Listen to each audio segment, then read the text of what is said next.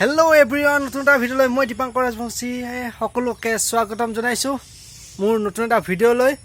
আজি সম্পূৰ্ণ পূৰা টিপটাপ হৈ ৰাতিপুৱা ওলাই লৈছোঁ, যিহেতু আপোনালোকে জানে শাওনৰ মাহৰ দ্বিতীয়টো সোমবাৰ। সেইবাবে ময়ো পূৰা ফিটফাট হৈ মানে আমাৰ ওচৰতে শিৱ মন্দিৰ এটা আছে ডাঙৰ, তাতে যাবৰ কাৰণে ৰেডি হৈছোঁ। তো ব্লগ ভিডিঅ'টো আৰম্ভ কৰোঁ। তো আমি এতিয়া গৈ আছোঁ গাঁৱৰ ওচৰতে মন্দিৰ আছে, মন্দিৰত তাতে গৈ আছোঁ। তো আৰু মোৰ লগত গৈ আছে জিন্তু আৰু মোৰ ব্ৰাদাৰ আছে আৰু আমাৰ টিকলি আছে, দেখাছোঁ।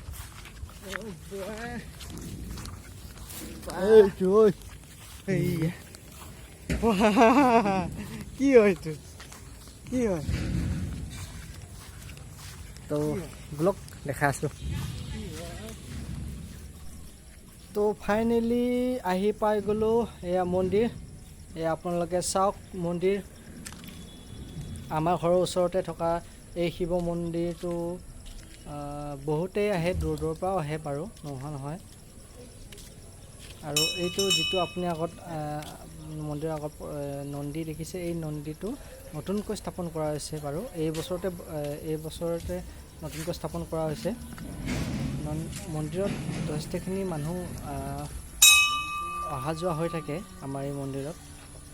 তো আপোনালোকে চাই থাকক, মই আপোনালোকক দেখাই আছোঁ মন্দিৰৰ গোটেইখিনি দৃশ্য। আৰু ভিতৰৰ দৃশ্যও এয়া আপুনি চাওক। এইয়া আপোনালোকৰ মাজত শিৱলিংগ, আৰু এই শিৱলিংগটো অনা হৈছিলে হৰিদ্বাৰৰ পৰা। এই হৰিদ্বাৰৰ পৰা অনা হৈছিলে।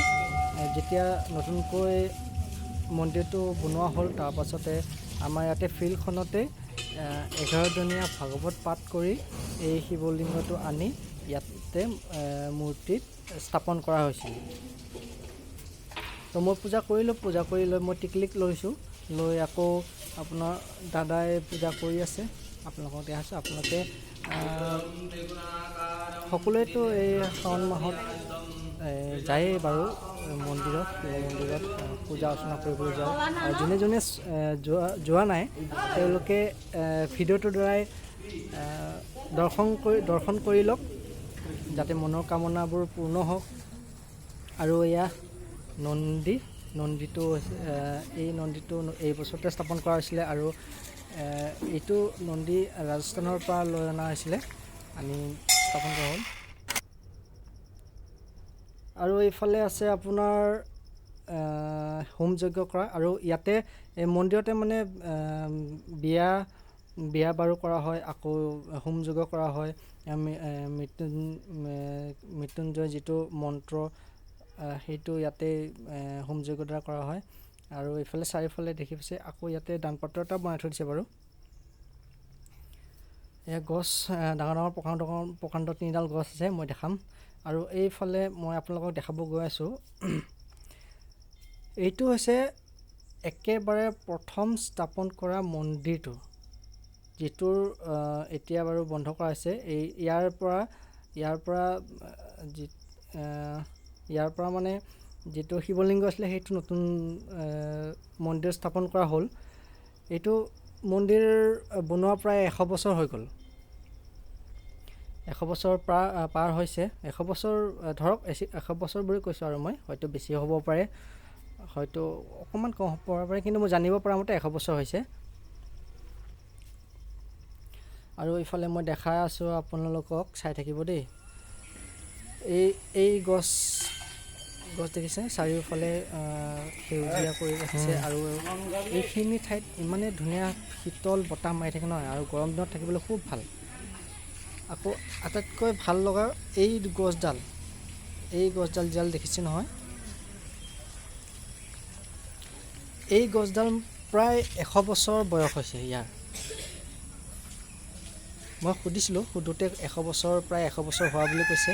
আকৌ এই দুডাল গছ প্ৰায় তেনেকুৱাই হ'ব, অকণমান কম বেছ হ'ব, কিন্তু গোটেইফালে ডালবোৰ গৈ মানে গোটেইখিনি ছায়া কৰি একদম শীতল কৰি থৈ দিছে, খুব ভাল লাগে আহি। আপোনালোকেও যদি কেতিয়াবা এইফালে আহে তেনেহ'লে নিশ্চয় আহিব, মন্দিৰত সোমাব, আপোনাৰ মনটো ভাল লাগিব, পবিত্ৰ লাগিব।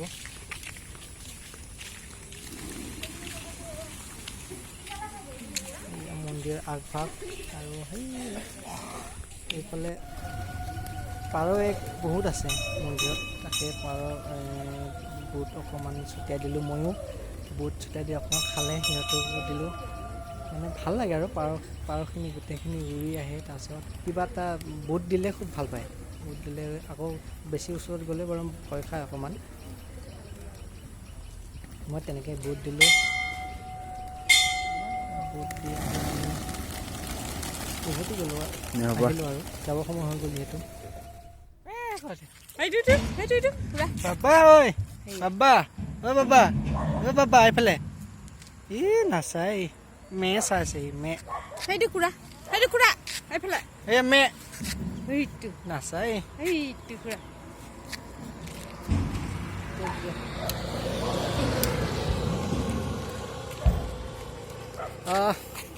ফাইনেলি তা ঘৰ যা দেই দি দেই মন্দিৰত আহিব পাৰি, আমাৰ ঘৰৰ ওচৰতে ন, সেইকাৰণে মন্দিৰত এনেকৈও আহিব পাৰি আৰু ৰাস্তাতে আহিব পাৰি। এইটো মোৰ পিছফালে ৰাস্তা। তো ফাইনেলি আমি পূজা কৰি ওলাই আহিলোঁ। এইখিনিতে মই কিছুমান দুই এষাৰ কথা ক'ম বুলি ভাবিলোঁ। কথাটো হ'ল এনেকুৱা, আপোনালোকে প্ৰায় মানুহে গোটেইখিনিয়ে গম পায় ন, শাওণ মাহত আপোনাৰ বলবম বুলি বহুতে বিভিন্ন ঠাইত ধাম, বাবাধাম হওক বা মহামুনি মন্দিৰ, গুপ্তেশ্বৰ দেৱালয়, বহুত দূৰৰ দূৰৰ পৰা মানুহ আহে যায়। তো ভক্তিভাৱত তেওঁলোকে বলবমটো পালন কৰে। তাতে মই ক'ব লগা একো নাই, কিন্তু ক'ব লগা মোৰ এইখিনিতে কিছুমান বৰ্তমান যুগত কিছুমান মানুহে ইমান দূৰৰ পৰা গাড়ী ঘোঁৰা লৈ আহে ন, অহাৰ পাছত তাতে আকৌ লগাই ডিজে বক্সৰ কিমান প্ৰয়োজন বুলি ভাবে আপোনালোকে? মোৰ মতেতো তেনেকুৱা কোনো ধৰণৰ প্ৰয়োজন নাই, যিহেতু ভগৱানে মনৰ অন্তৰৰ পৰা ভক্তি কৰিলেহে সেইটো ভগৱানে স্বীকাৰ কৰিব। এই ডিজে বক্স লগাই ধাম ধুমকৈ মানে গানবোৰ বজাই গ'লেহে এইটো মানে ভক্তি কৰা হয় নেকি? তেনেকুৱাতো নহয়। আৰু তেনেকুৱা মই ক'তো আজিলৈকে পোৱা নাই। আৰু আগতেওতো বলবম গৈছিলে, যেতিয়া আগতে গৈছিলে তেতিয়া এইবোৰ মই দেখা নাছিলোঁ দেই। আচলতে সঁচা কথা ক'বলৈ গ'লে প্ৰথম অৱস্থাত মই এইবোৰ দেখা নাছিলোঁ, কিন্তু এতিয়া দেখা পাওঁ। আৰু গানবোৰ ডিজে সৌৰভ এইবোৰ কিবা ফটো আমি নেকি? এইটো উদ্ভণ্ডালি বুলি ক'ব লাগিব। এটা শব্দত ক'ব গ'লে মানে কিছুমান মানুহে এই ভক্তি নামত উদ্ভণ্ডালি কৰি আছে। ভক্তি কৰিব গৈছে, যাওক, চিধা গৈ কেনে পূজা অৰ্চনা কৰি কেনে আহক। কিহৰ এইবোৰ ডিজে বক্স লগাই কেনে যাব লাগে? কিহৰ এইটো কিবা ফূৰ্তি দিয়ে নেকি? ভক্তি কৰিব গৈছ, কোনো ক'তো খানা খাব যোৱা নাই নহয়। আৰু কিছুমান আজিকালি নৱপ্ৰজন্মই ভক্তি শিৱ বাবাৰ ভক্ত বুলি কয়, মানে ভাং নোখোৱাকৈ থাকিব নোৱাৰে। শিৱৰ ভক্ত মানে সেইটো মানে শিৱৰ প্ৰসাদ বোলে। সেইবোৰ এটা বাহানা মোৰ হিচাপত। সেইবোৰ ক'বলৈ গ'লে মোৰ এটা বাহানা। আৰু তেনেকৈ ভাং চাং খাই থকাটো ভাল নহয়, নিজৰ দেহাৰ ক্ষতিহে হয়। তো আমাৰ এইফালে খুৰীয়ে ৰখি আছে, চাই আছে। পূজা কৰিব আহিছিলোঁ।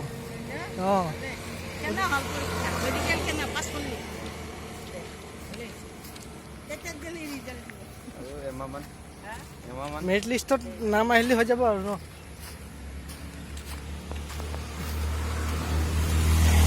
তো এইখিনিতে মই এটা কথা ক'ব বিচাৰোঁ যে আমাৰ এই যে ভাইটি হয়, তো জিন্তু ডেকা, এই ৰিচেণ্টলি যিটো অগ্নিবীৰৰ ৰানিং হ'ল, মেডিকেল আৰু ৰিটাৰ্ণ টেষ্টটো আগতে হৈ গৈছিলে, সেই তাতে পাছ কৰি তাৰপিছতে দৌৰ হ'ল সেইদিনাখন মিছামাৰীত দৌৰত পাছ কৰি আহি আকৌ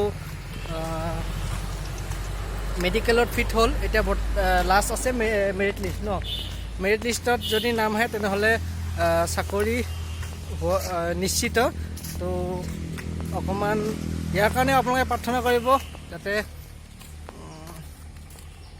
চাকৰি পায় এইখিনি কৈ আজি এই ভিডিঅ'টো মই এইখিনিতে সমাপ্ত কৰিব বিচাৰিছোঁ তো যদি ভিডিঅ'টো ভাল পায় তেনেহ'লে লাইক এটা কৰি দিব আৰু দেই আৰু কমেণ্টত জনাব ক'ৰ পৰা চাই আছে ক'ৰ পৰা চোৱা নাই